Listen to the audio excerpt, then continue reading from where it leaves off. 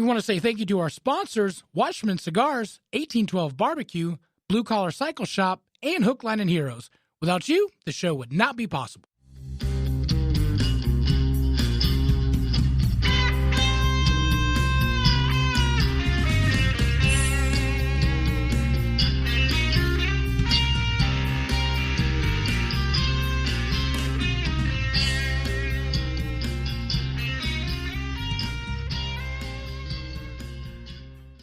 Hello, everybody. Welcome to a brand new episode of the Southern Fried Philosophy Podcast, where it's our take on life, liberty, and the pursuit of gravy, and you, the listener, are getting a degree in common sense.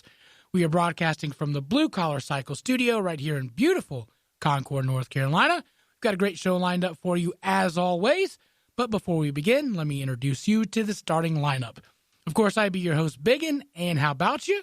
To my left, your right on the radio dial, it's producer Brian. Hey, guys. And, of course, across the way sits the pride of Anderson, South Carolina. But most of you probably know him best as the Silver Tongue one, 2016's honorable mention Soleimani Impersonator of the Year, the inventor of the redneck egg roll. Give it up for old Mike number one. It's, oh, crap, where's Mojo? Oh, there he is. It's Mojo! So, speaking of General Qasem Soleimani, how many of you guys actually heard of this cat before this week? I thought he was a character on Jack Ryan. Wasn't he on the first season, Soleimani? Sounds like it. How about you, producer? I have no idea. No, nothing. I mean, the average person in America probably never heard of this guy. Mm-mm. And you have people, all of a sudden protesting his death and stuff. It's like all of a sudden, out of nowhere, he just blew up. Mm-hmm. By the way, is butt cheeks one word, or should you just spread them apart? Thank you for listening to the Southern Fried Philosophy Podcast. Yeah, like you said, it's our take on life, liberty, the pursuit of gravy, and obviously stupid humor. You can find us on the Facebooks, Southern Fried Philosophy. You can also find us on our website at southernfriedphilosophy.com. Wherever you get your podcast at, go there. iTunes, Google Play, Stitcher, or some of our favorites. You go there, just put in Southern Fried Philosophy. Hit like, share, review. Review is the most important thing. That's how we move up in the old robotic, AI, futuristic algorithms. That way it can put us on top. Mm-hmm. Find us on the Twitters and Instagram at SFP Radio, and also States Vegas radio app. There you go. Man, look at you. My short-termers must be over in this new decade, I guess. You finally got it. Yeah. Just pointing out, YouTube, we're on there. We're not getting a lot of likes or views or whatever, but hey, that is an option for you to, go to YouTube, check us out, play the video at work or whatnot. So just another. It's not even a video; it's just audio. Right. So right. I mean, if you're looking for just an easy playable link that you can do at work, it's not necessarily off of an podcast aggregator. Just go to YouTube. I mean, isn't that how the kids listen to music? Right. Like on YouTube. I don't know. Kids so you can get anymore. the 11 to 17 range. I finally feel like an adult. I just actually had my first Apple Music subscription. Oh, look at you! Yeah, but it's 3 months free. I plan on canceling after that. But I just thought I'd give it a try. We got to figure out how to incorporate TikTok in the show. And we need to talk to my kid. My kid actually she had one that had over 1 million views. What? Yeah. A million? Something stupid, too. Pretty much that's why they all are anyway, but stupid. So you're saying there's a chance. Yeah. 3 old guys doing TikToks. Hey, we want to say some of our upcoming guests. We've got Operation Decisive Victory. They're supposed to be on the show this week. 10-2 did not feel well, so we scheduled them for next week. So just a heads up, if you were planning on listening to that on this episode, they are not on this episode. They'll be on next week. You can still listen, though. Yeah, please keep going. We want to say shouts out to our listeners from Macon, Madison, Memphis, Miami, Milwaukee, Minnesota, Mobile, and Montgomery. All brought to you by the letter M. So, I'm going to ask you like I ask you every week, Mojo, I be darn.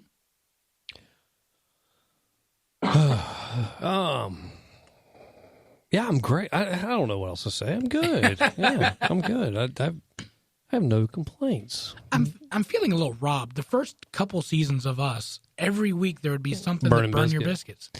Nothing's burning your biscuits. Well, the things I burn my biscuits I can't really discuss now because it pertains to like business. I don't want to irk people off, but it's just customer service relations and taxes and government and stuff like that. Just I guess. Well, I tell you one thing that burns my biscuits. Okay, come on. The sign ordinance in my Salisbury. Okay. I mean, like.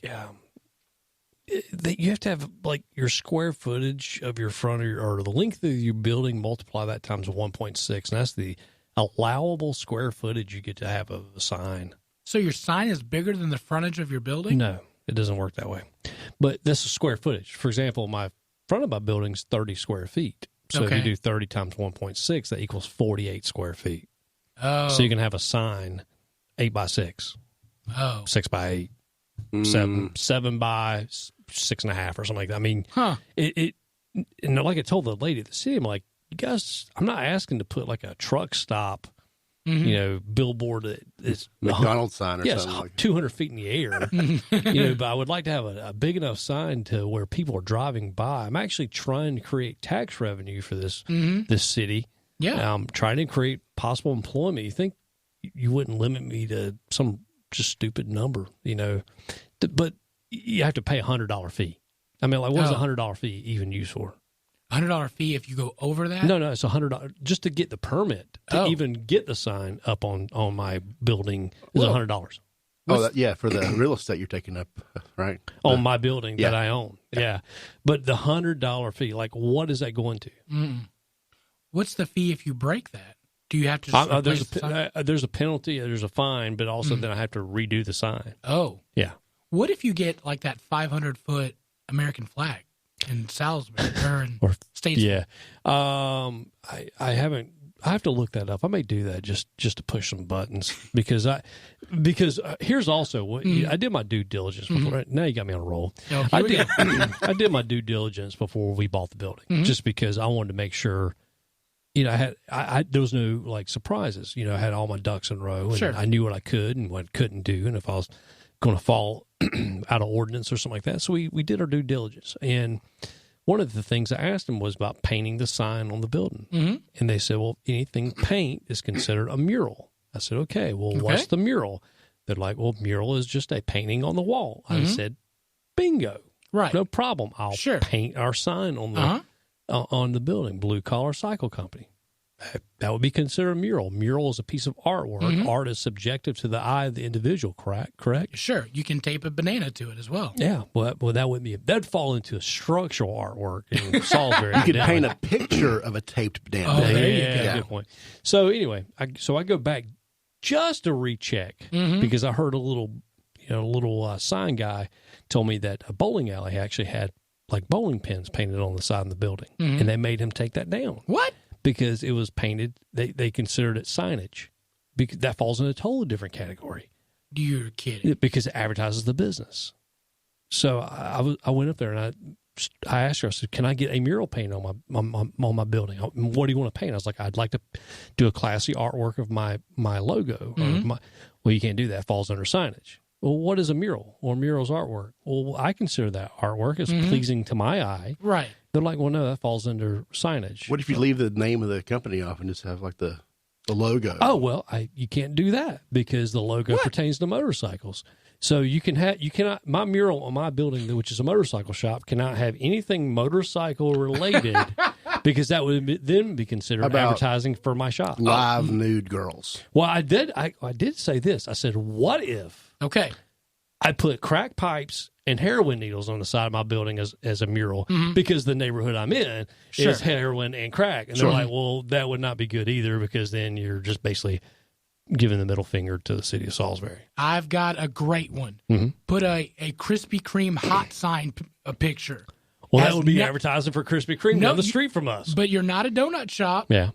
So there you go. I do like the live nude girls. The artwork or just in general? No. I'm not going to answer that. But no. So, just one of my many reasons why I think government's is stupid. You think? Good gracious, y'all! I know. So Just crazy. speaking of signage, I was driving down like right by my house the other day, and I saw it was a house, and the garages, both garages they look like billboards for like a pest control company. This was like somebody's like I've never ever seen anyone use. There is a double like two garage doors, and it was like I seen a billboard on the interstate. Wow, So it's pest control. I mean, I guess the owner lives there. Yeah, and is that legal? I mean, is like Charlotte. Is half the number on one side and half the number on the other? Because it'd be bad if he left one up. No, I don't think it's like that. I'm not sure if there's there might be a phone number. I just glanced at it. I've driven by there every day or so. Never noticed it. Yeah, I guess it was daylight. I was like, oh, what's that?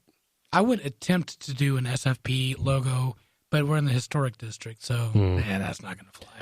I'm not in the historic district. Believe it or not, I'm not in the historic district, even though everything's historic around me. I guess they just don't consider a crack-riddled community historic, I guess. They should. I don't know. It should. But, well, I guess that's a good thing because I probably couldn't, put a mailbox or anything out in front of my building. That's true. I just hate government regulation. That's frustrating. It is frustrating, especially after I did all my due diligence. I just happened to speak to another person at the office versus the one I originally did. If I would have talked to the original person, they probably would have signed off on it, and then I would have gotten in trouble later. But what if you just slide it in there, just between us? Like, just do it and see what happens. Well, if you double that $100 and just kind of. Oh yeah. How much for your silence? Mm-hmm. Yeah. Yeah, you ain't got to do nothing for this $100. Just be quiet. Yeah, I like that. Oh, I gave you too much. Oops. Can you break a 500? Well, just keep it then. Goodness. Producer Brian, how you be doing?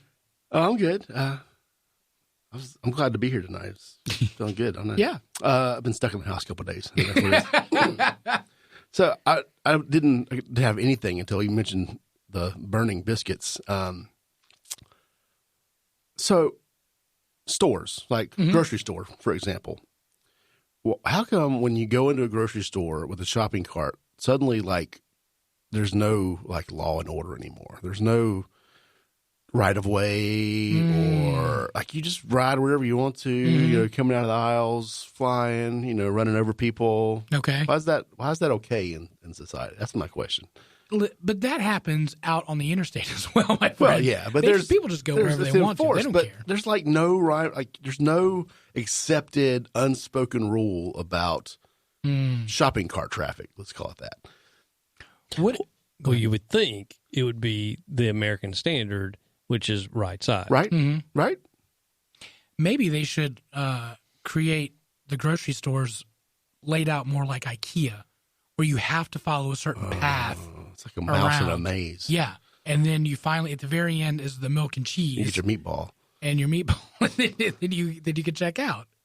Maybe they need to do that. Yeah. I've noticed that too at malls, especially during busy season. We just got out of the holiday season, so I've noticed it more. Where, like certain malls, they have the kiosk in the middle. That's basically for crowd control, but it's also rent, for them. But, the right side is where majority traffic flows, and then you have the left side. I guess if you're walking on the right, there'll be the left side. It's all counter. Yeah, so you need like 5 lanes. You need like the regular lane, you need the passing lane, you need like the stroller lane, like the hub lane. You got little kids, you get behind one of those 16 groups in the mall, especially. There's like a horde of teenagers or a bunch of foreigners or something, just like walking real slow. So teenagers and foreigners only in this lane. Is that your lane? Yeah. I'm not sure what the pictogram would look like for that, but yeah, it'll be somebody looking with their head down and somebody with slanty eyes. I'm just. I wasn't going to go there. With the foreigners, dude, I guess you can send them to me too. I guess I get them all anyway. But the foreigners, they always have their hands behind their back when they're walking slowly too. Oh. I don't know if you've noticed that. Are they contemplating why they came to America? I don't know. But why am I at this mall? Yeah. When do I get to leave? Oh my gosh! Yep. Guys, let me ask you this question: what is the worst place that your stomach has turned on you?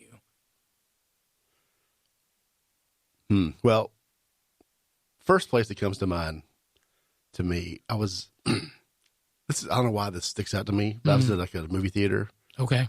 In Myrtle Beach or something. I was teenager, I think. Me and my dad was wintertime. I don't know why we went to the beach in wintertime. Maybe fishing. Okay. IMAX movie. I don't know. But I just distinctly remember going in to this restroom and evacuating. Like, I feel bad for the staff kind of situation, you know. I got like, you. I typically can control myself. I don't go into public places if I don't have to. You know, Yo, man, I hate that. I can't like, go number it's two. so hard to do in a public place, but sometimes this is the one time I remember, like, let me out of the way, give me a trash can. It was like, what was the Van Wilder? You guys see that where he like gives them the colon blow? No, in the middle of his exam or whatever. He's like on a trash can in the dean's office. It's like Bridesmaids.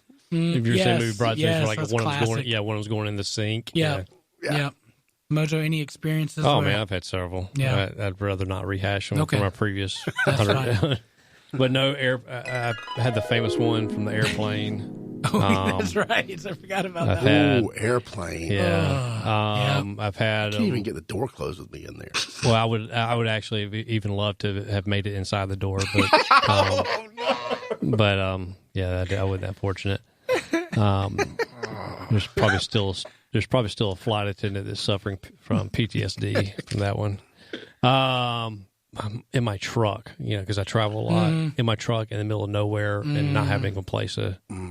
Just to keep do some it. Chick-fil-A napkins in the center console. But when your stomach erupts, the amount of Chick-fil-A napkins that you could have on your person at that given time does not even remotely help. Right. Yeah. So.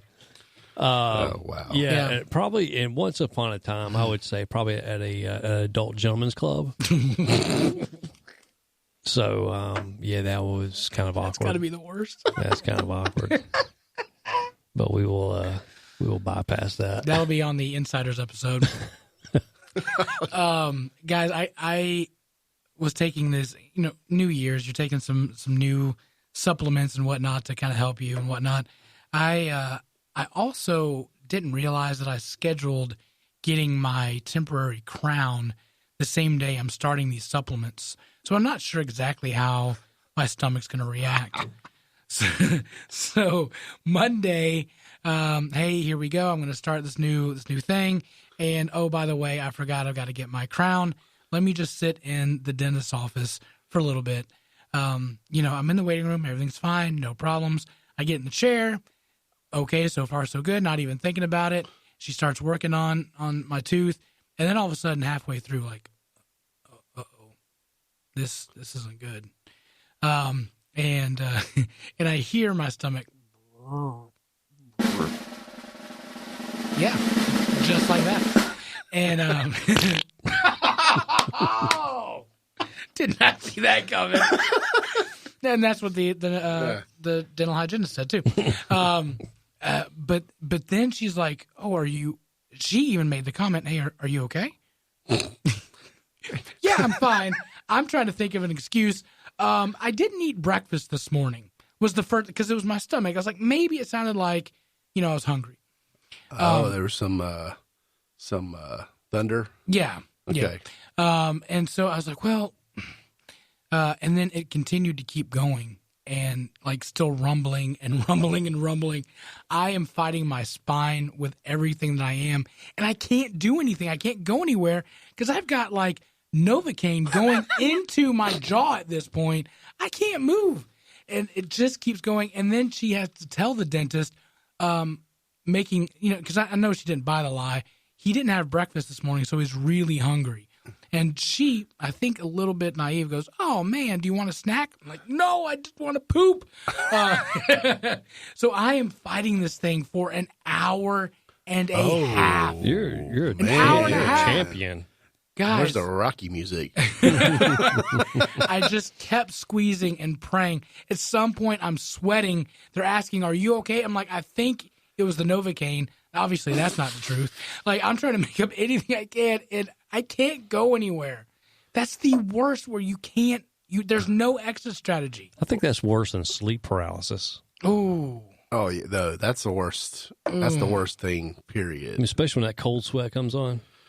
Oh Lord, I've never had sleep paralysis. I guess I'm talking about with when you're trying to hold it, and that cold sweat comes on. Oh yeah. And you start getting a little dizzy, and like your vision Right. goes in and out. Where's that rest stop? So the follow-up question would be, did you leave the dentist office or did you? I was able to hold it because I knew, and luckily I lived right by the dentist office, so I was able to get in the car. But it's that point where like I get to the car, I get out of the car, and I have to stand there because I can't move. Yeah. You know, like well, you you're get in the clenching. sitting position and your body goes, oh, here we go. Right.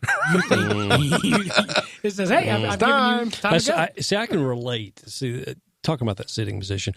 Have you seen the movies and the TV shows where all of a sudden there's this tragic accident and there's like, the paramedics come up to the car and they see like the guy in the car and he has a steering wheel in his sternum and they start to take the steering wheel apart and he's like, oh no, that's the only thing holding me together. Mm-hmm. I can relate to that.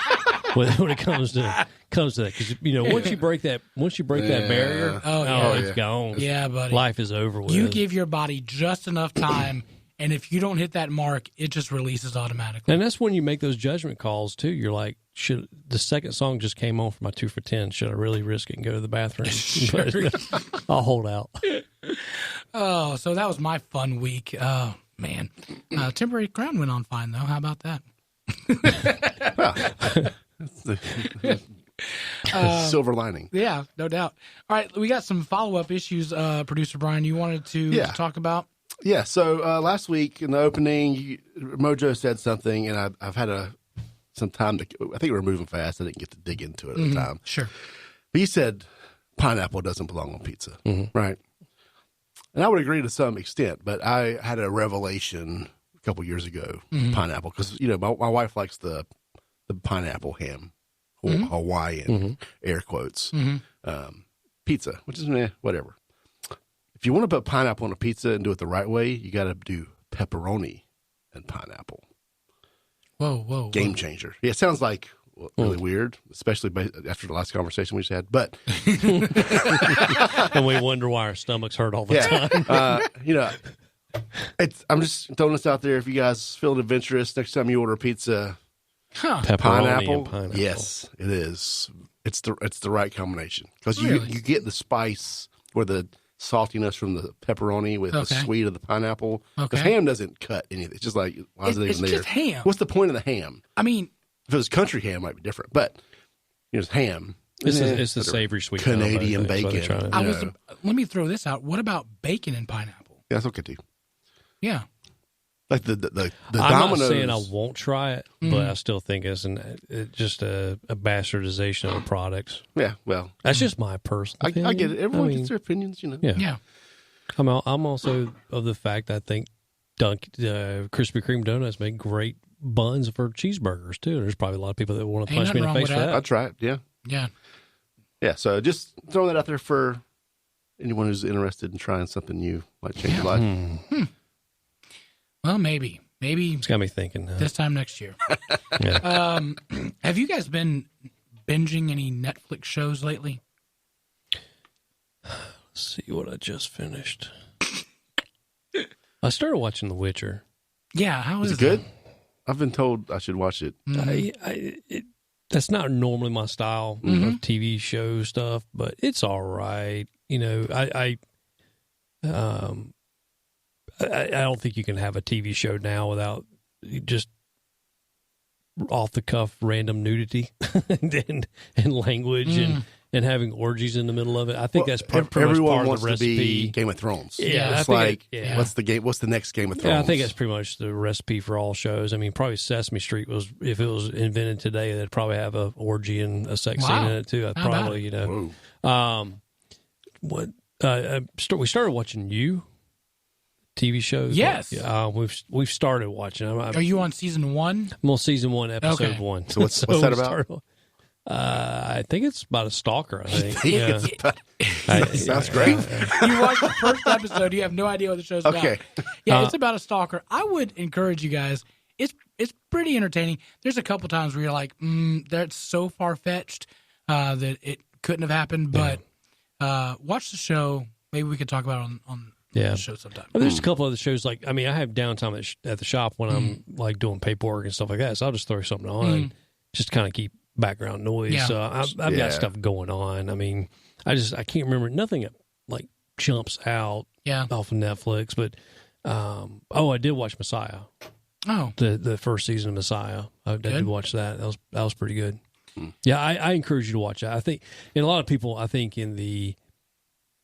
there's been some uproar in the evangelical community, but also there's been a larger outbreak in the Muslim communities speaking out against it, because it's actually the Messiah figure comes from the Islam culture, and Islam speaks of that, the El Messiah. So there's been some uproar about that, because, Christians we can mock Christianity, and people that aren't Christians can mock Christianity, but man, lo and behold, someone does it out of Islam, then it's disrespectful. So it's an interesting show, and it's a great thought experiment, and to be determined. So I did binge watch Repair Shop over the holidays. What is that? Dude, it is the most dorkiest thing in the world. It is phenomenal. Huh. It's a British show, and they repair antiques. It's like the Roadshow thing. Yeah. But man, I cried all over Christmas holidays. Wait, what? Yes. Huh. I think I started binge watching 3 days before Christmas. I freaking cried all the way through Christmas. How many seasons is it? It's 2 seasons, like 24 episodes or something like that. Huh. But they just repair antiques, and you get to see old people cry over their stuffed animals they repaired and stuff. No, that's sweet. It's pretty cool. Well, the interesting thing is, I don't know if I've hijacked the segment, but these being done in England and in London or somewhere in the UK has been done. A lot of these antiques are bringing in and survived the bombings during World War II. So a lot of these things have not had, they've had just temporary fixes or not been fixed at all since the 40s. And one of them was like, this bear got me through, the bombardments from Germany. And this bear was with me in the underground shelters, and all of a sudden they repaired. I'm like, woo! Just ugly cry. That sounds interesting. Yeah, my wife's looking at me like I'm a fool. So which is common. But I'll give you a confession. I like Antique Roadshow. It's been a while since I watched that, but it's interesting. Is that the one where they how much is this thing worth? Yeah, it's interesting. Yeah, George Washington's chapstick. Right here. Yeah, there you go. Oh. That's $47.50. Yeah.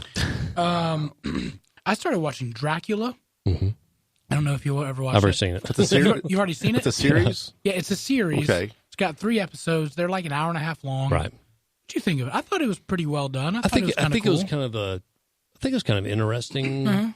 Interesting show. I mean, interesting spin, because Dracula's been done so many times, but in the same bad pun vein. It's been kind of rehashed over and over and over. And I think this one was kind of a different little spin on it, so I enjoyed it. Yeah. No, I thought it was pretty good. Yeah. Is it better than Twilight? Oh, much better. Yeah. Here's the other shiny vampires here. The other confession is I'm hooked on this show called The Circle. I've not seen that. I know the word that wants to come out of your mouth when you hear The Circle, but it's a family show, so don't Square. say that. Yeah. Circle takes the square. But this is a weird show. They get 8 people and put them in a circle. No.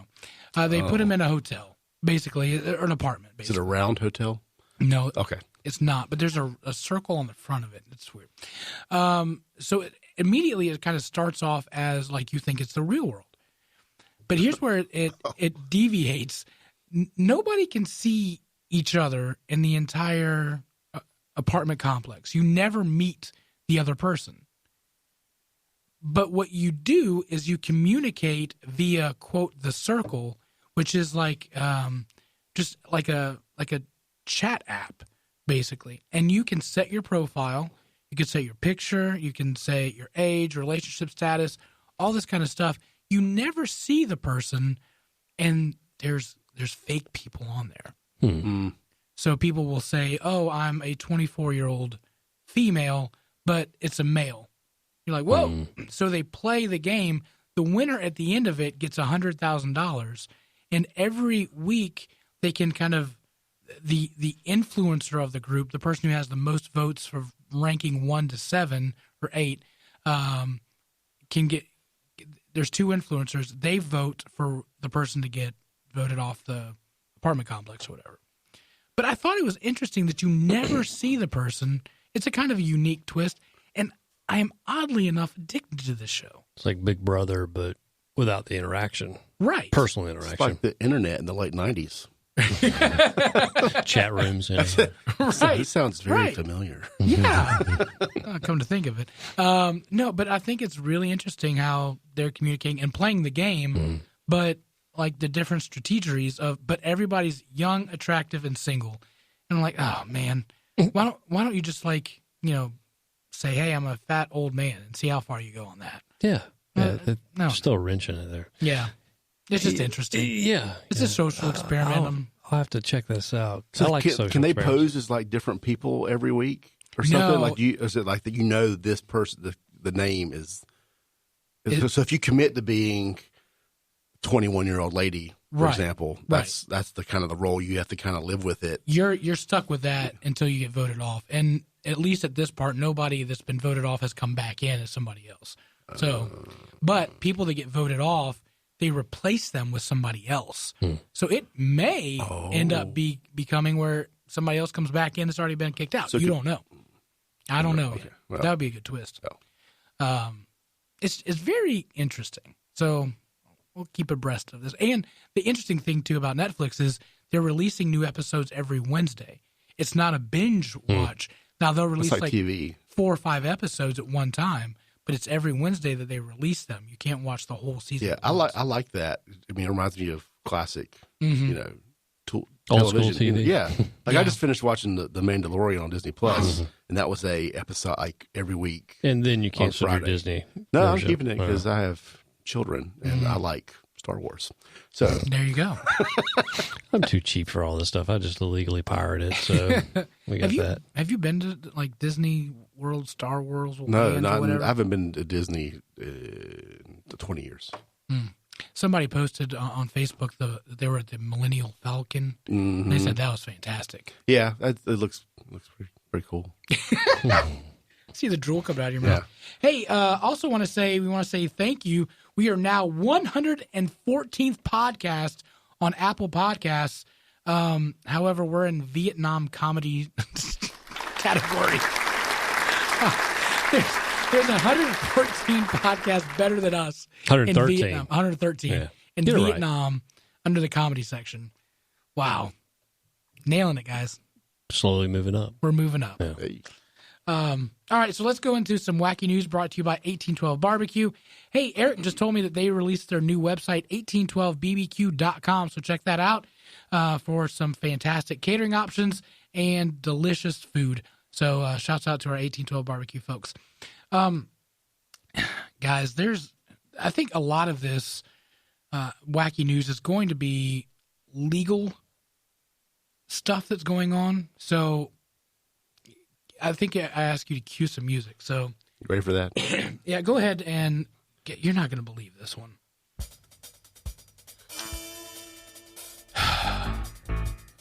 And just some warning.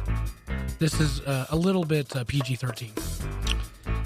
Sexual propositions, an annoying guitar, and alcohol in the office is not your average public courtroom tale. The state investigating Kenton County Family Court Judge Dawn Gentry, get that, Family Court Judge, now faces 9 charges that accuse her of using sex, campaign contributions, and retaliation as tools in her judgeship, according to documents released by the state on Wednesday. Gentry denied almost all the charges according to the notice of formal proceedings and charges. However, she admitted to one inappropriate joke that she received but not replied to in the Snapchat. She said that she got it but did not reply. Guys, here's where it gets crazy. Catherine Schultz reportedly quit a panel the judge appointed to her after the judge flirted with her via Snapchat, pressured her to seduce the judge's husband, and asked her to join the judge and a former church pastor in a threesome. Y'all, I need a board to mark all this stuff down so I keep track of it. The former pastor. So basically, you just described a Netflix show. Just that would be a good Netflix show. Anyway, this judge appointed the former church pastor a role as her case specialist after firing the other former case specialist, and then she gave him an extra $10,000. So he's getting paid $10,000 more. They were also noted. They were in a band together called South of Cincy. Penrose played guitar, and Gentry was the bassist. State investigators claimed that Gentry and Penrose had personal relationships and also drank during the office hours. Oh, gosh. And, guys, get this. It included her secretary, Laura Aubrey, at the same time. They were all getting along in the office. I'm slowly losing track here. So much happening. So they had a punk band named Cincinnati South of Cincy. Yep. With their hit single called the Cincinnati Steamer. It wasn't the Alabama Hot Pocket. Yeah, and they basically had their own Plenty of Fish profile going on in the courthouse there. Wow. She was hitting on other attorneys via Snapchat. Snapchat evidently is her go-to, scratch Tinder. But she was hitting on other attorneys, and if they did not flirt back, she would push their court cases back. Oh, wow. Yeah. And if they didn't do what the judge wanted, she retaliated by not allowing them to be on her panel. She asked for people that are on this panel to give her the maximum donations possible for her reelection campaign. If they did not, she booted them out. Any other thing that she asked them to do, if they did not follow through with, she kicked them off and or pushed court cases back or ruled unfairly against their case. Wow! So how many cases? Yeah. This whole thing. Look, we could talk about the whole. Like I said, we could talk about the Game of Thrones sexcapade stuff happening. Yeah, that's exactly what it sounds. I mean, inside the courthouse there. But there's so many things to dissect from here. I mean, I know we're all joking about it. We can make we can make all kinds of comments about this. I mean, Judge Swapner. I mean, we can make all kinds of comments. It'd be Judge Swapner. But yeah, like how many cases did she actually misrule on? No telling. I mean, think about the countless thousands. Well, I think about the countless thousands of tax dollars paid that went to these cases and court fees and things like this that they'll never get back. And she misappropriated her power. This was a family judge. This was a family judge. So this isn't like criminals and drugs and stuff. This is like kids, right? And like custody and child this support. Is worse. How many parents ended up in jail due to child support payments misapplied? I mean, let me go back to the paragraph. Catherine Schultz, which is the lady who reportedly quit, appointed the judge pressured her to seduce the judge's husband. We'll just stop there. Like, hey, attorney, I want you to seduce my husband. Like, what's going on in that family? At that point, that she wants to seduce the judge's husband, and if that didn't work, join her and the judge and a former church pastor. Former, I mean. What town is this in Kentucky? Is this Sodom and Gomorrah? It's Kentucky. I mean, it is. It's close to Cincinnati. Okay. Hence the Cincinnati Steamer. I'm telling you. Sure. Don't look that up. Well, the husband might have been in on it, and it was he might have. That was part of the game, but it doesn't right? sound like he was. He was holding the camera, so he was technically in it. Well, but in on it, not in it. Oh, guys, that is insane. Why is this not making national headlines? You would think. I mean, obviously, Trump, There's the war, some all that kind of somewhere. stuff. Well, no. If she's a registered Republican who may have spoken on Trump, so half had been in the news. No, that's true. The charges are coercion to participate in judicial campaigns, retaliation for failure to support judicial campaigns, this is number 3, facilities and timesheet falsification. Well, that'll get her. Misappropriation of payroll. Failure to be candid and honest with the commission. Hiring and appointed court staff not based on merit. Inappropriate hiring in relationship with Mr. Penrose. Harassment and retaliation against Catherine Schultz. God. If I was a first year out of law school lawyer, I would run a massive ad in the paper. If you ever have been in the court of law with this certain judge, contact me now. You may be entitled to compensation. Right. And I would make mint because I would have every case she's ever ruled on looked at. Good You gracious. can make an attorney, half-baked attorney can make a mint off of doing this. In civil, and not even speaking of civil court, just suing this lady. Again, a family court judge. We deal with this stuff being in the adoption foster. Like, that's a lot of power that you wield sitting on that bench. Will you ever look at any of them the same? Absolutely not. Like, part of me is like, what is going on? Is this the only one that's gotten out? Just ask the question. Do you have Snapchat on your phone? And they say yes, and you're like, oh. I think you're out. Good gracious. But is this an oddity, or do you think a lot of this stuff happens behind the scenes and nobody knows it? See, this is one thing. I think this is probably more common than not. Not saying like a family court judge, but I mean, anybody who's in a position of power, I think, and it can be the shift manager at McDonald's to the CEO of a plant to the guy who is an elected position of a city. I think anywhere with, power corrupts, right? That's the old saying, power corrupts and absolute power corrupts absolutely.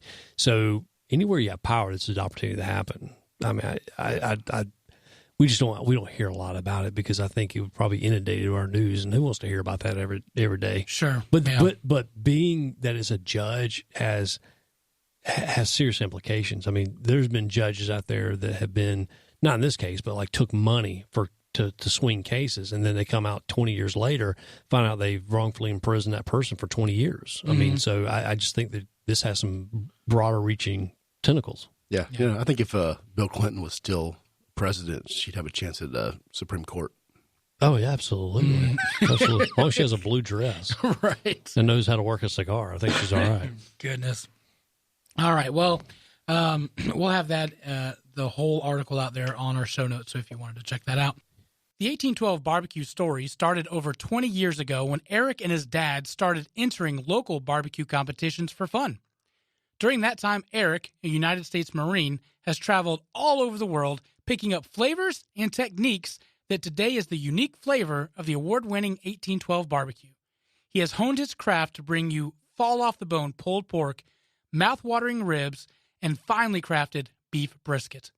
Eric has developed his own amazing dry rub and delicious barbecue sauce. And let's not forget the sides: coleslaw, smoked Gouda mac and cheese, cowboy baked beans, and to top it all off, banana pudding and pecan pie for dessert. Getting hungry yet? Good. Call or email Eric at 1812 Barbecue, and he can make your next catered meal happen. Wedding and graduation parties, family reunions, and other events will be memorable with 1812 Barbecue. Want to try your own hand at smoking meats? Pick up your own 1812 dry rub and start the journey for yourself. Shipping all over the world, connect with Eric on his Facebook page, Instagram at 1812 Barbecue, or call 704-604-5148, or email Eric at eric.line@1812barbecue.com, and he'll be glad to help any way he can. All right, so the next one, Lori Laughlin hires a prison coach to learn martial arts. Oh, man, please tell me it's Diamond Dave. Please. And Diamond Dave, if you happen to get this podcast or anybody knows Diamond Dave, we'd love to have you on the show. He's based out of Tennessee, like I think near Knoxville, Tennessee. So, oh, wow. Diamond Dave, School of Ninjaing. Yes. If you ever hear this or someone hears this, please open invitation. Please contact us. We'd love to know about ninjaing. Yeah, yes. SFPradio@gmail.com. Also, not to be confused with Dustin Diamond. it'd take Dustin Diamond too. So. A.K.A. Screech from Saved by the Bell. Yeah. I was thinking of I was thinking of Dusty Rhodes for some reason. The wrestler. The Full House star. I was thinking of the stripper Candace Diamonds. So. Full House star, best known for her role Aunt Becky, not a porn star, reportedly hired a prison coach to teach her martial arts. According to Radar Online.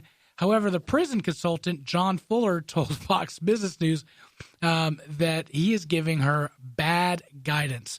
Quote, whoever gave her that guidance was clearly the worst advice that she's received thus far, he said Friday.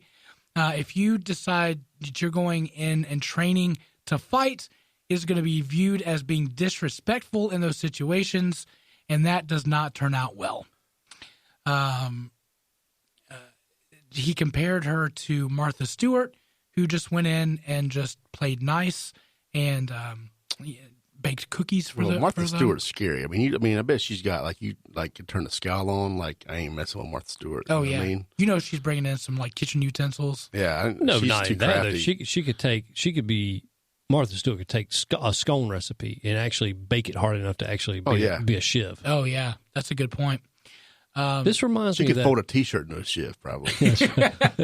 I need more starch. That's right. Remember that movie Get Hard? Will Ferrell. You don't remember that movie? No. It was Will Ferrell and Kevin Hart. I think I do remember Will that. Ferrell is a business tycoon who hires Kevin Hart, who I think spent a week in jail. Oh, that's right. That's right. I don't know. I saw the trailers. I don't think I saw the actual movie. It's a stupid movie, but it's still kind of funny. It's what it reminds me of that movie. Oh, yeah. So, what kind of prison is she going to? Is this like hardcore prison, like state penitentiary, or is this like white-collar celebrity prison? Nobody knows. Okay. What color is the jumpsuit? That's that's a good point. They said that there's certain prison etiquettes that she might be able to pick up on, but you you don't simply sit on somebody's bed to tie your shoe, because that could be an invitation for sexual advancement in prison. Oh, hello. Good gracious. Is there a handbook? There should be a handbook going into it. But what do you guys think? Her learning martial arts before she goes into prison to defend herself. What type of martial arts? It just says martial arts. That's all I know. Yeah, which one is it? Capoeira, Brazilian capoeira. She's getting a Brazilian wax. That's all I know. Oh, she might be doing that before she goes anyway. But I don't know. Yeah, what kind of...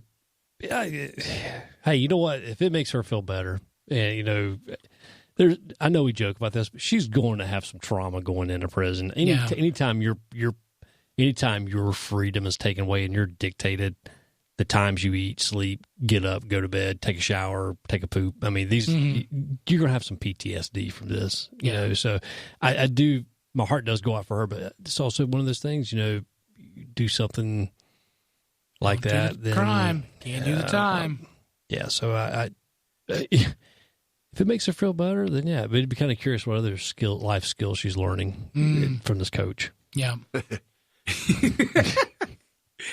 He also says if she thinks she's going in there and bullying other inmates or actually defending herself, she could be wrong, because multiple prisoners could then deliberately target her. She could be on the target list. Yeah. Oh, yeah. So, yeah. I think she'll probably be a celebrity in jail. I mean, because you got to think how many of those people actually watched Full House growing up that's now in jail. Yeah.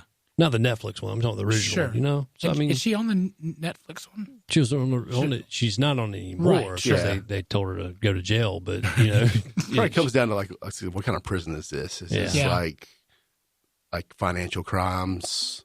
I don't know. Since it was a federal crime.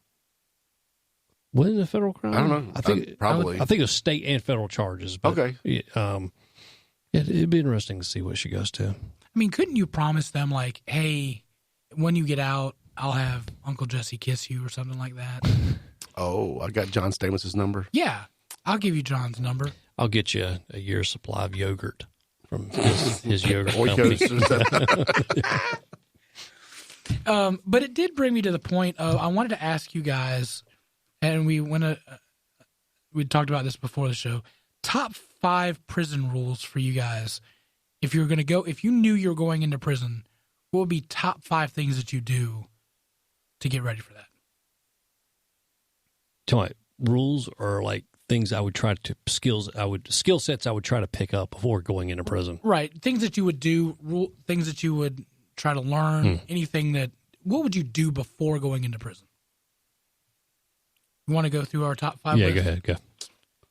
You want me to go? Yeah, go ahead. sure. I don't have 5. I just have a couple little things I just thought of. So number 5, I would get a Rosetta Stone subscription because I would need to learn Spanish, Korean, and other languages. I would need to know that, but I'm not going to let them know that I know what they're saying. Oh, Good point. okay. Okay. Number 4, I would get arsenic implanted in my temporary crown in case I have to Epstein myself. Oh, like In MI6 kind of thing. If I have to, like, pull the ripcord. But you know what you and do, end it. though, is What's you that? write a note right before you have to arsenic yourself and be like, I had dirt on Hillary, and then dot, and then 100%. All of a sudden we're all talking about it. Yeah, 100%. But if I can't take it, that's what I'm going to do. Number 3, I'm going to binge watch every MacGyver episode ever created. Because he can make anything out of everything. So you're trying to escape is what you're saying. Well, in case I need something, Gotcha. I can make it out of, a Band-Aid and, There's always a paperclip. toothbrush hair. Or, Like paper like a clip. Yeah. recliner or something. Yeah, I could do that. Number 2, I would put $2,000 on my DoorDash account. And then I can have things delivered to me or the other folks there as well. And then number 1, I would Mike Tyson my face. I would put tattoos all over it, make me look like a crazy man. Yeah. And then I'd go in and do that. I like that, yeah. So those are my top 5 lists. Brian. I have a couple of things probably. I would practice picking up soap with my toes. Oh, that's a good one. Yeah. I'd figure out a way to smuggle in some hot sauce maybe, just to flavor some things, or if things get crazy, break the bottle. What if it's the plastic bottle? Oh, No, no. you get like the glass bottle. You have to get the good Okay. bottle. All right. That I might mean, you hurt. should get it. Yeah, if you can Easier to smuggle get it out. in, Yeah. come in on the book or whatever. I mean, I saw Shawshank Redemption. You can get stuff, right? Yeah. You Yeah. could have. I don't know. Those are kind of my 2 major things. So. Wow, we were shooting I for 5. haven't contemplated prison that much, to be honest. See, I would find out the average supply in the commissary, so food items. That way I can, for a couple weeks in advance, I could actually practice making recipes Okay. out of commissary stock items. That way I could, maybe get on the good side Have of a little other. bake sale. Yeah, absolutely, yeah. I would fundraisers. I'd repractice my whittling skills. I think that would probably be a valuable good. tool with creating your own whittling stuff. Make a chessboard Yeah. Yeah. out of soapstone. Out of soapstone. I So like it. toilet paper, whatever. Mm-hmm. I in the same vein of changing appearance, I think I would also adopt I'd come in with a nickname, like especially with a city, like a city attached, like this is or a state, like this is Carolina Mojo, and that way they're because you never trust people that have like a city or state. Like I don't play cards. I never play cards or craps with a guy who had, like, I have a nickname like, hey. Corn Pop was a bad dude. Exactly. But like, hey, that's Cincinnati Pete. You never want to play cards with some guy named Cincinnati Pete. No. I mean, just don't. So That's a good call. I'd probably I have like a it. nickname like that, just introduce myself like that. Yeah. And also probably act a little crazy, Yeah. Just twitch a little bit. Yeah. Maybe, And maybe talk to yourself. randomly slap yourself. Have some Tourette's, maybe mild Tourette's or something, where you're just random and yelling stuff. What if you like put feces like all over your body? I Just think I'd cover go yourself that in far. it. I think I would just like yell weird things like At some point, they move you to a different prison. true, but One flew over the cuckoo's nest. I think those are some life skills I probably could take. With me, I think would be valuable. Those are good. Yeah. Well done. At least he put in a little bit more work than you did. Yeah, I know. I phoned it in. Sorry. I'd probably also practice keystring stuff just in case I did have to smuggle in hot sauce for producer Brian. So there you go. There you go. All right. Well, I was just interested in your prison to-do list if you were going in. So there we go. All right. So we're going to take a break. And when we come back, we'll have Hot Topics. Hot Topics. All right. We're back. You're listening to the Southern Fried Philosophy Podcast.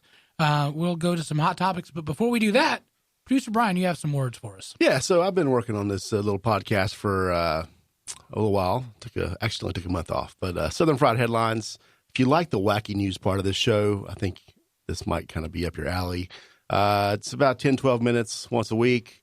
Has a few fun little articles on it. I'll give you a quick rundown of episode will be up. Actually, if you're listening to this now, it's already live. Yep. What's on topic this week? Yeah, so coming up this week on the headlines, and I cannot find it. Kentucky judge. That was such a weird one, right? The Kentucky Hot Brown. That's what they called her. God bless that one. So this week we have the Chevy Suburban has a star on the Walk of Fame, which I thought was interesting. Yeah, it's been around for like 100 years or something. And how many movies have you seen with Suburbans in it? So it's like an actor. They're treating it like an actor, basically. Wow. Bus full of school kids was evacuated over too much Axe body spray. Brett. Yeah. The repellent Brett. company, there's a guy in like Africa whose farts kill mosquitoes. And there's some companies interested in his biology there. How about it? Yep. Someone who got ketchup instead of jelly pulled a gun at McDonald's. Subway. There's a robbery of Subway. Yeah, no big deal. And that wasn't, yeah. A retirement home in England. A lady asked for a stripper to come for Christmas, and he did. They made it happen, yep. Good job, Granny. Yep. There's a longer version of Monopoly coming out, or just came out probably over Christmas. A longer version? Yeah. How does it get longer? Everyone wants a longer version. Oh, it's complicated. Oh, Lord. Yeah. There's also a shorter version coming. You don't have to pay taxes. Yeah. A man got served a 6-month sentence in jail for eating a cookie without permission. Did he hire a prison counselor also? 2 men glued winning lottery ticket numbers to their lottery ticket and tried to cash in on it. Bengals Browns fans petition for their fanage to be a condition for medical marijuana. Oh, wow. Yeah, because it sucks to be a Browns fan. And evidently a North Carolina fan. There's a few, yeah. I think Miami was doing the same thing. There's a couple, yeah. And then a man used underwear as a disguise in a robbery. So, fun things.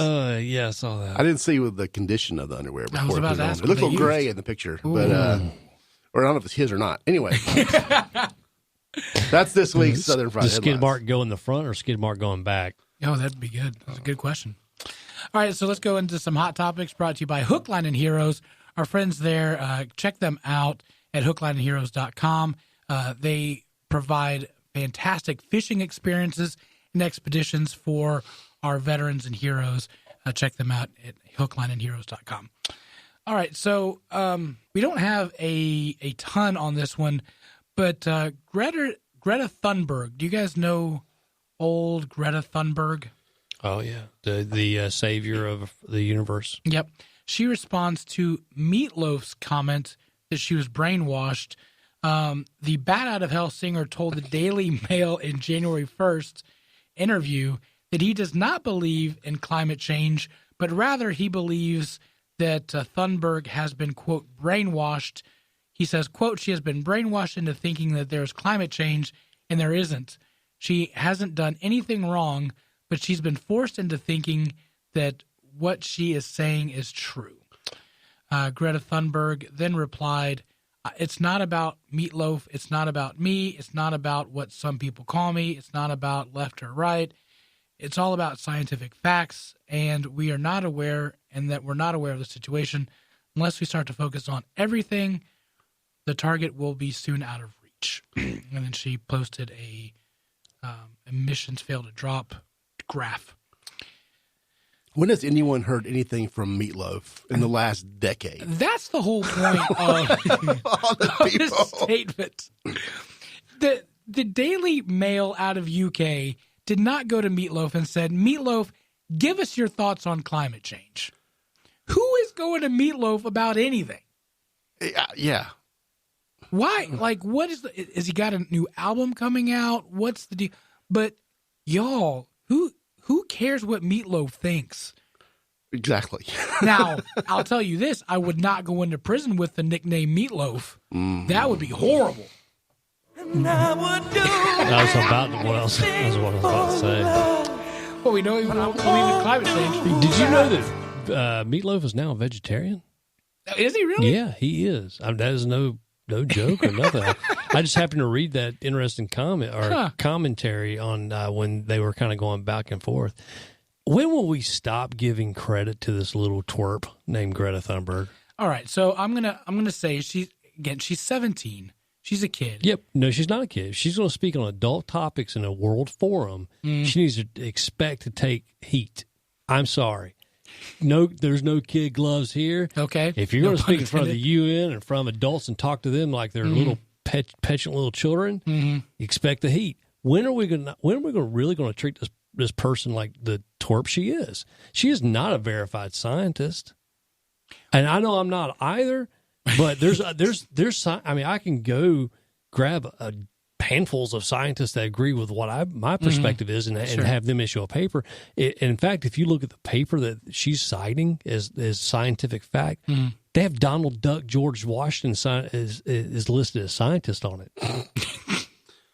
For real? Yeah. For real. I mean, I may or may not have gone and did some Googling when I saw this on the line up here, and I ended up on NASA's website, and there's some stuff about on whose NASA. NASA. NASA, National Air and Space something. Yeah, they're pretty smart. Whatever folks. the last one is. Never a simple answer. I think it's what. Well, yeah, I don't know, but I would disagree with Meatloaf. I believe that there is climate change, but is that something you can believe in? Climate, like it's not like a deity. No, but that's what people are trying to get into. It's almost like an ideology, though. Yeah, I don't know.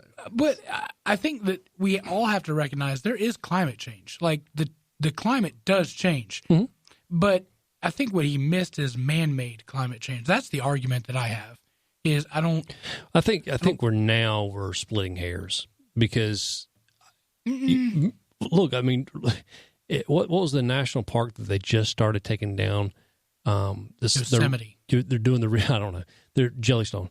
They're redoing the signs right now because they had the signs up there currently where these glaciers will disappear by 2020. Okay. Well, oops. Here it is. Oh, the glaciers are still there. Not moving. Yeah, I mean, yeah, things aren't moving as fast maybe as they thought they were, but there's signs, and like the NASA thing was saying in the last 50 years, they have data showing that basically the temperature of the Earth has increased a lot. How much? I don't know. Let me find it. But then the question then where you say we're splitting hairs is it because of man being on there, or is it just A, we're getting closer to the sun, and or B, there's other factors that are happening because volcanoes are releasing CO2. Look at our magnetic pole. Our magnetic pole has shifted 12 miles, and the last few years, 5 years or 6 years or whatever, I can't remember how long it's now. But the magnetic pole keeps shifting every year. Santa keeps getting fatter. So you can't just say that doesn't have any effect on climate. Right. Solar flares, solar high, solar lows should have effect on it. I mean, I don't think it's just because I drive a diesel pickup truck. Right. You know what I'm saying? I don't think it's because I drink specialty coffee from Ethiopia. That has to get over here somehow. Right. I don't think that's the largest contributors. What you got for producer? Yeah, so according to NASA, the global temperature rise since the 19th century, last 100 years or so, has raised 1.6 degrees Fahrenheit, which doesn't sound like a lot. And that's greenhouse gases, they say, or carbon dioxide in the atmosphere. Those levels have increased by so this is science. I'm not good at the science stuff, but okay. So I'm not good at math. We're at 1 point right now. We're 1.6 degrees in the last 100 and so years. We've gone up 1.6. 1.6 degrees. Okay. Yeah, and they've measured. So this is the kind of the thing. That's Fahrenheit, not Celsius. Celsius is 0.9. 0.9. Okay. Yeah. Let's see. What was the other one? The oceans are warmer, which is making the ice melt. It's affecting a lot of different things. But this is an interesting little graph I'll kind of turn around and show you guys. This is carbon dioxide levels, and you can just see how they've measured. Somehow they've figured out 800,000 years ago what the levels were, and you can see them spike. They never go above 300 parts per million. Okay. And that's the number in 1950 was 300 parts per million. And the scale here goes, up and down from 100 to 300, 100 to 300. Mm-hmm. Current level is at 440. So it's like a third of the scale, 33% over the last 70 years. Really, higher, which causes warmer. I mean, there's a lot. It's a giant like domino effect. But at the end of the day, we went up 1.6 degrees. Which, doesn't sound like a lot, but if, they're talking about glaciers and they're frozen, and they're at a temperature of freezing 32 degrees, right? And it goes up a little bit, they're going to start slowly melting. Right. Oceans raise up. Then there's the pollution. I don't even know the pollution. And I think the pollution is causing the heat, which is causing the glaciers. It's like is there scientific proof that shows that man is causing those greenhouse gases to go up? I don't know. Well, I don't think so. Well, no, because we're actually having. There's several factors. Obviously, I think our biggest, when AOC and her twerpish deal with the Green New Deal, and then Greta Thunberg, rocket surgeon, out there speaking of like eliminating everybody going on vegetarian diets because cattle methane. But also the earth is currently burping too. If you look up research methane gas pockets, there's actually places in rivers and small parts of the ocean that are actually the earth is actually burping up methane gas and greenhouse gases. And if all of humanity switches to vegetables, there's going to be some more methane there too.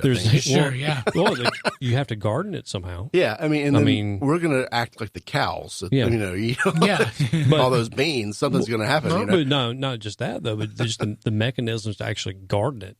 We have to use fossil fuel to garden it. Yeah, and it's one of those things. We're basically the modernization of society has caused all these things we like. And there's we're not going back. I wonder if we're cleaner now than let's just say, even with 7-point-something billion people on this earth. Okay. How about we just take away China and India and the biggest contributors of pollution? We just focused on America. I wonder if America's cleaner now at the turn of the 19th century or cleaner now in the turn of the 21st century. I wonder if we're cleaner because, we've done a better job with water pollution. We've done a better job with greenhouse gases. I mean, I still remember when we eliminated aerosol, the CFAs, whatever, out of aerosol cans and hairspray because that was eating the ozone. Remember, I mean, I used to wear suntan lotion just because the ozone was depleting. I mean, so I think we've done a better job. We've planted more trees. We do things like that. Yeah. We sensibly farm. We go out and do farm, cycle farming even in the seas now. I mean, like there's a moratorium on flounder fishing because we want it to repopulate. I mean, we do things more responsibly now. I just don't see now if we factor in the rest of the world, China, Africa, this, Southeast Asia, like Philippines, Vietnam, these guys do not give two craps about the environment. They were like us in the 80s. Well, I think they're worse. They've caught up with the industrial America and the Western civilization kind of thing. But for some reason, we think that even though we've done a better job at it, we still think we have to cut more to compensate for the rest of the universe. People want to see results, and the truth is, we're probably not going to see any results in our lifetime. Even if we do all these things that she's talking about, we're not. We the three of us in this room will probably not see the change. Like no. It started 70 years ago. But see, I do humans contribute some ways? Probably so. I mean, you can't have some type of. I mean, just like your personal body, you can't just go on an eating all sugar diet and not have some type of results. You're going to have some type of results. And over the course of your lifespan, it may be moderate and may see drastic changes. I don't know. It just depends on you. But I have a hard time believing that we could have shaped the earth this much. And if you're not looking at the other factors, like the solar periods, slowdowns in the sun, or the pole shifting, 12 miles, that has to have a huge effect on how tide zones and things like that play an effect, or, even how glaciers are structured. I mean, we have to have other factors out there just besides, I decide not to recycle my potato chip bag. Right. You know what I'm saying? And it is now the hysteria. I think anytime we get hysteria from politicians or Hollywood or Bollywood or wherever you're at, children, it becomes this new religion. You know, and the green movement is now this new religion that we have. You know, if you don't follow, then you're an apostate. You're a heretic. I mean, it's the same thing as the Salem witch trials. It's the same thing as the Crusades. It's the same thing as, you know, kneel before our God or we're going to cut your head off. If you don't capitulate to that ideology, then you're a heretic. But I wonder, how did we, because we all agree that at some point the world was in an ice age, right? How did we get out of the ice age and melt all of that and get to where we're at without fossil fuel burning? Something with the rotation of the Earth and the sun. Right. Some effects there, yeah. So at some point, it's going to go back to that. Like, I think we even talked about on the show, like 10 years ago, they were talking about global cooling. We were worried about that. But, I mean, at some point, it's cyclical. Everything is going to go back to that.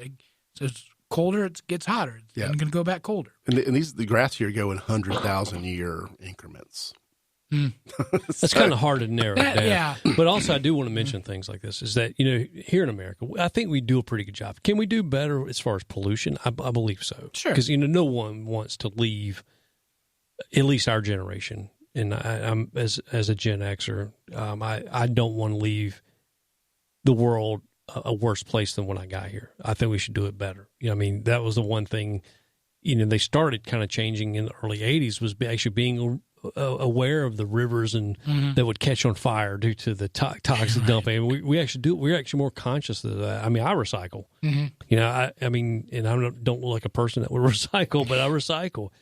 You know, we want to leave this place a better place, but the thing is, we need to be aware of also the things that other countries do that affect our world. I mean, like right now, we talk about the green rush. You know, we've talked about the green rush as far as, like, I think the next huge economy is going to be marijuana. I think we have that. But one of the biggest new gold rushes out there right now is the Arctic Circle. So you have Russia, you have these other countries that are actually aiming towards all these untapped resources in the Arctic Circle right now. Well, guess what? You can't, you know, it's a lot harder to go through a mile of ice. So what are countries like Russia and these other countries doing? They're actually melting the Arctic Circle ice. That's got to have some effect. I mean, these guys are, you know, I think it's called Nova, Operation Nova or something like that Russia's commenced to actually plant the flag in the Arctic Circle. And they're actually they're terraforming and actually changing the climate of the Arctic Circle to tap into these resources.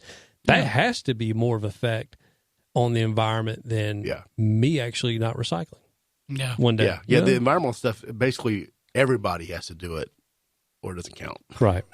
But the whole world. but I think we get to the extremes though. You know, you have Russia, which they don't have a give a crap meter anymore, where they'll go do things like the Arctic Circle. And then you have the reaction from our country, which is like Portland, Oregon. If a server was to ask you if you want a straw or give you a straw automatically in your cup, that server's fined $150. They cannot even suggest it. The customer patron has to ask for the straw. That's a little bit above and beyond ridiculousness, I would think. There has to be some in between, right? Yeah. You got to find the middle of the pendulum. The straw thing, man. I went to Starbucks today and got an iced coffee, and used to come with straw, and now it has that sippy cup kind of thing. I don't know if you've seen that or not. And, you know, I had a little bit of heavy cream in there, and I went to swirl it like I always did. Yep. Yeah, I made a mess. Oh, no. Coffee just went like, there's no hole in it's not a real lid. I would just say, I'm a grown-ass man. I need a straw. Right. Give me my sissy stick. Yeah. Can you still get a straw, though, if you ask for it? Yeah. I mean, they're there, but they just hand it to me in the thing, which is fine. But normally, I never even thought about it, but I just gave it a little, I always give it a little swirl to mix up the milk in there, and nope. Well, that's like 12 napkins. Nothing like spilling your $8 Starbucks drink all over you. Yeah, that's one of those be $2. Hook, Line, and Heroes is a 501c3 nonprofit based in Charlotte, North Carolina, founded in 2017 to show God's love and appreciation for our disabled and PTS military veterans They provide professionally guided fishing trips to nominated veterans at no cost to the veteran. Hook, Line, and Heroes has provided over 30-plus trips around the Carolinas since their founding, from red fishing down in Charleston to striper fishing on Lake Norman, and even offshore fishing down in Florida. Each trip is a one-on-one experience with a member of the organization, aiming to provide a day of fun and relaxation on the water and begin a lifelong relationship with them. Each veteran leaves the day with a fully stocked tackle box, rod and reel, apparel, a Bible, and a daily devotion to kickstart their new hobby and build their relationship with God. Please take the time to visit their website at hooklineandheroes.org to hear and learn more about them. You can help in many ways by nominating a veteran you know through their website, join their monthly giving program, Healing Heroes, or send a one-time personal or corporate donation. You'll also be happy to hear that they are completely volunteer-run, and nearly 100% of your donations goes directly towards providing trips for the veterans. Be sure to follow them on Facebook, Instagram, and LinkedIn to see their veteran stories and to show your support. Did you want to talk about Trump as the new American? Yeah, so my wife sent me this the other day. A sports guy, I guess, I'm not sure where he's located, but this came up. The headline says, where'd the headline go? Basically, they're comparing Donald Trump to the Dallas Cowboys, or Jerry Jones specifically to the Dallas Cowboys. So I'm just going to read the quote here because Dallas just had, if you don't follow, had another not great season. Mm-hmm. They didn't fire their coach; they just didn't continue his contract. Which I thought he just didn't have a job anymore. Something happened to me last year. So, so here's the quote. I'm just going to read this, what it says. So, this Dallas Cowboys season is a perfect metaphor for life in America now. No matter how bad the Cowboys are, how much they disappoint, the promises they don't keep, the embarrassing performances game after the game, they apparently do just enough so the loyalty of the Cowboys fan never wavers. No matter how many outrageous claims to greatness the man in charge will make, so many he appears to be delusional at times. The lies they tell, the questions they refuse to answer, the laws and rules they break, the incompetent people they hire only to be fired, it's never their fault. And basically he's saying Jerry Jones is like Donald Trump in some ways, because the folks that really support him they just see right past all of the flaws or shady things and things like that. One former player actually commented on the article and says, in my short time playing in Dallas, I learned a lot about the circus environment that is the world of the Dallas Cowboys. Jerry World, as it's been come to known, is the ever-present dark cloud that will keep the franchise from reaching the levels of success that was attained when they were America's team in the 90s. So it was fascinating to me that this parallel was made between the president and the Cowboys. Because if you followed sports for a amount of time, if you're Cowboys fans are ridiculous almost, like even when they're bad. Dim boys. Yeah. Yeah. The one thing that I'll argue is the quote where he says that they don't keep their promises. I think Trump has actually kept most of his promises, right? I think, go ahead, I'm sorry. No, I was just saying, I think when he says he's going to do it, he's just going to do it. I think in a lot of ways, there's been some things that he overpromised and has under-delivered on. The wall. The wall. Yeah. But I find it funny, and this could probably go probably for any administration, but I love when people op-ed editorials, writers try to make parallels between a president and I read one the other day from Texas Monthly. It was actually posted in the New York Post about Christmas PTSD and also how it was worse this year due to Trump syndrome. What? Yeah. I you can edit this out, whatever. Yeah. But I honestly, these pages now are becoming more material to wipe your ass with because it's becoming more frustrating. I'm not a Trumpkin. He is our president.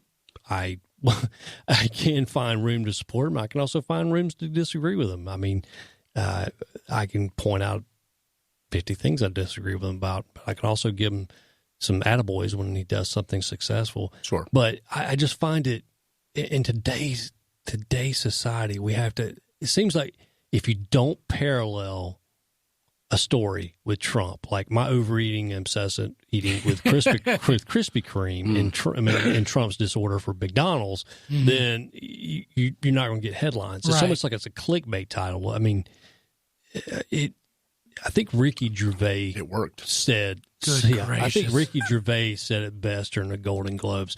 No one cares what you think. I mean, there's a few people that read your article, but no one really cares what you think. That's true. Probably no one cares what we think of this podcast. They just kind of hear us to not drive through a brick wall as they're going home or whatever. I don't know, but it just these articles, and I get these sent to us by a mutual friend of ours too, and sometimes I can see a little bit, but a lot of times it takes a stretch of the imagination. You have to be partly diagnosed with Trump derangement syndrome to kind of see this, but as an independent person who actually will use the two brain cells when they're not chasing each other around in my head to actually dissect the things and not try to cast blame. It's just, I don't know. Yeah. It's almost getting infuriating. Now, the parallels I can see, so I do believe Jerry Jones and Trump probably do have a very similar personality with how they like to run things.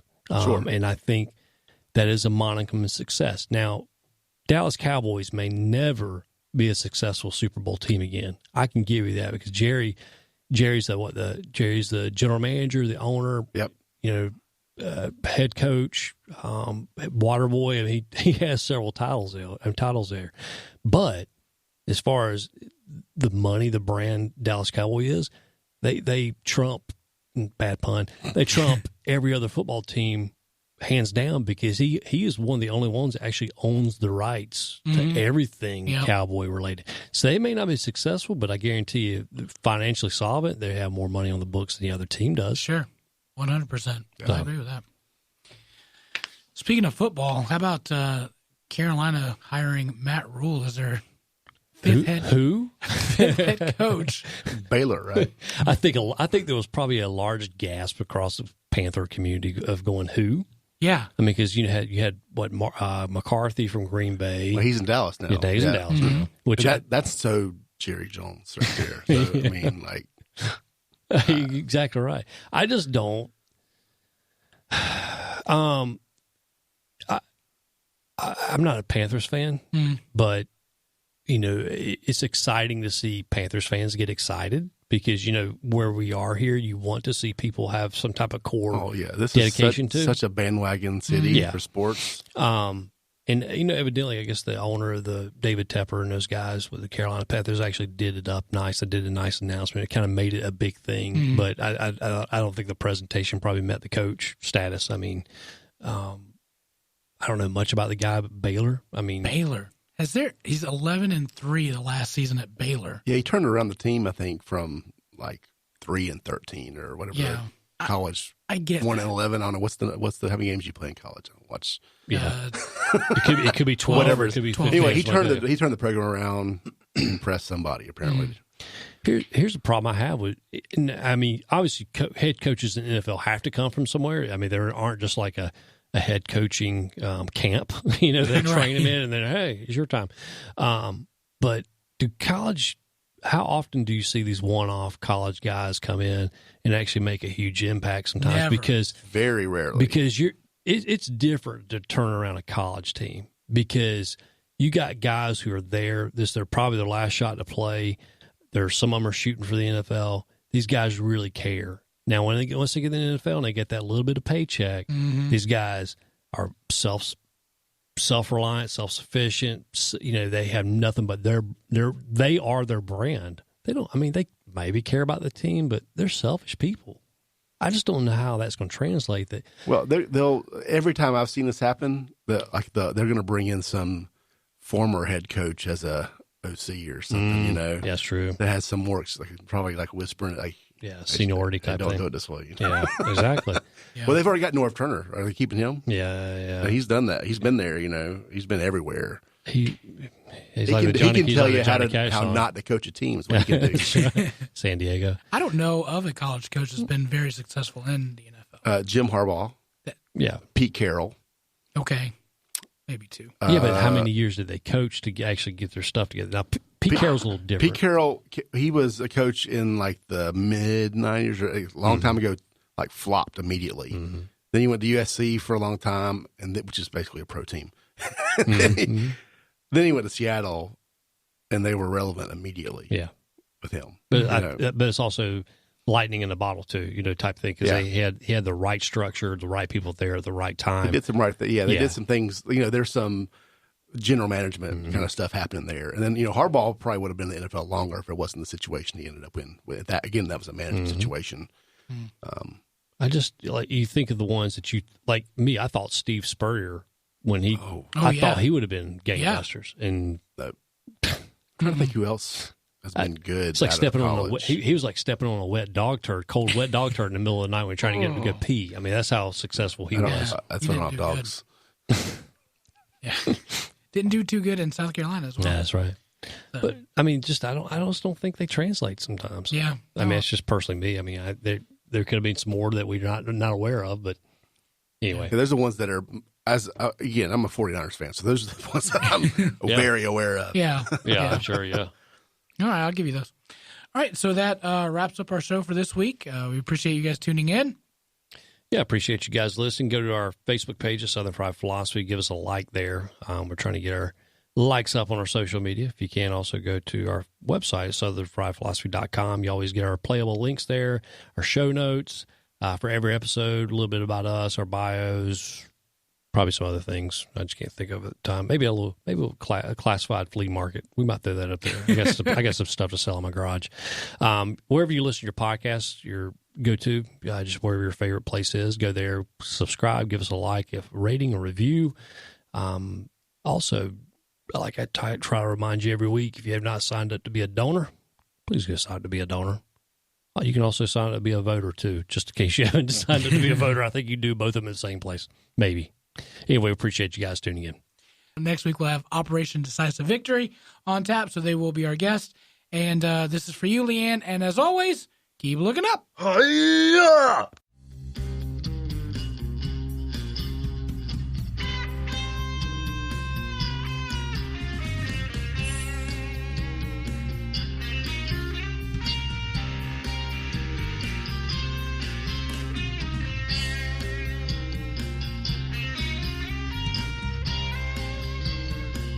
You're listening to the SFP Radio Network.